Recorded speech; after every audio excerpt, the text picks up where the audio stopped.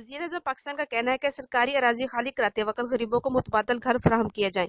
वज़ीर आज़म इमरान खान का कहना है कि गैर कानूनी कच्ची आबादियां और कब्जा शुदा सरकारी अराजी को खाली कराते हुए इस बात को यकीनी बनाया जाए और गरीब लोगों को मुतबादल और मियारी रहायशगाहें फराहम की जाएं।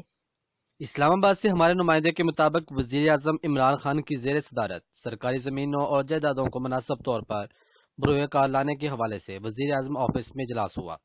इजलास में वज़ीर दफ़ा परवेज़ खटक, वज़ीर इत्तलात चौधरी फवाद हुसैन, वज़ीर कानून doctor Farogh Naseem, secretary housing doctor Imran Zeb Khan और दीगर अफसरान ने शिरकत की। सरकारी अमलाक की निशानदेही और इनके मुस्तकबिल के इस्तेमाल के हवाले से कायम की गई कमेटी ने अब तक की पेशरफ से वज़ीर आज़म को आगाह किया और बताया कि अब तक वफाकी हुकूमत की 1412 इमलाक की निशानदेही की जा चुकी है, जिनमें से 112 अमलाक की तस्दीक की जा चुकी है। इनका रकबा 44,350 कनाल और मालियत अरबों रुपए है। मज़ीद खबरों के लिए देखते रहिए पास वन लाइव न्यूज़।